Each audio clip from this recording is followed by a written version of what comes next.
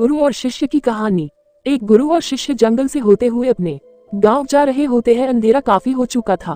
शिष्य ने अपने गुरु से कहा कि गुरु की काफी रात हो चुकी है, अगर आप कहें तो आज की रात यही आसपास के किसी गांव में गुजार ले। गुरुजी ने अपना सर हिलाया और वो आसपास के गांव में एक छोटे से घर के पास जाकर रुके। अब जैसे ही वहां गए तो गुरुजी के शिष्य ने दरवाजा थकाया। उस घर से एक गरीब आदमी बाहर आया तो गुरुजी ने बोला, हम अपने गांव जा रहे थे लेकिन काफी रात होने की वजह से हमने इसी गांव में रुकने को सोचा, क्या हम आज रात आपके यहाँ रुक सकते हैं? गरीब आदमी बोला, हाँ क्यों नहीं, आप दोनों अंदर आ जाए। अब जैसे ही गुरुजी अंदर गए उन्होंने देखा कि उस आदमी के घर में बहुत ज्यादा गरीबी थी। गुरुजी ने उससे पूछा कि आप काम क्या करते हो? वह गरीब आदमी बोला कि मेरे पास बहुत सारी जमीन है। तो गुरुजी ने बोला, अगर तुम्हारे पास बहुत सारी जमीन है तो इस तरह से क्यों रह रहे हो? वह आदमी बोला, यह किसी काम की नहीं है। गांव वाले बोलते हैं कि ये बंजर जमीन है, यहाँ पर कुछ भी नहीं उगाई जा सकती है और वहाँ फसल उगाना बहुत बड़ी बेवकूफी है।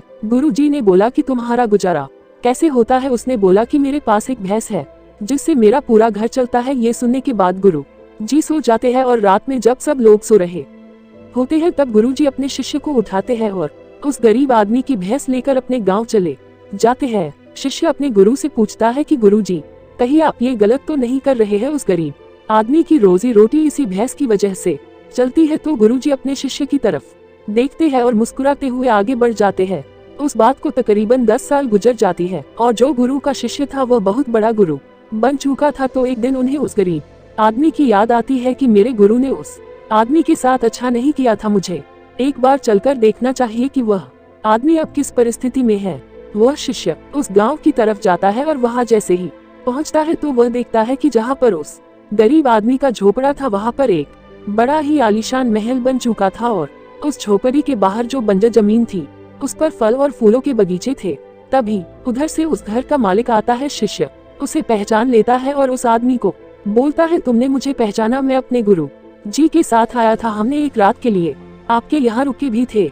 वह आदमी उसे पहचान लेता है और बोलता है कि उस रात में आप कहाँ चले गए थे? और उस रात के बाद ही मेरी भैंस कहीं चली गई थी, मेरे पास कोई रास्ता नहीं था, तो मैंने अपनी जमीन पर मेहनत की और फसल निकल आई और आज मैं इस गांव का सबसे बड़ा और सबसे अमीर आदमी बन चुका हूँ। ये सुनने के बाद शिष्य की आंखों में अपने गुरु जी के लिए आंसू आ गए और उसे ये बात अब समझ आई और वो रोने लगा। इस कहानी से हमें ये सीख मिलती है कि हमारे अंदर ऐसी बहुत सी टैलेंट छुपी हुई है, लेकिन हमें कोई ना कोई चीज रोका कर रखी है। वो आपकी फैमिली वाले भी हो सकते हैं, आपको जॉब भी हो सकती है, कुछ और भी हो सकता है। देखिए, आपके पास भी तो भैंस की जैसी कोई दूसरी चीज तो नहीं है जिसने आपको आगे बढ़ने से रोक कर रखा है।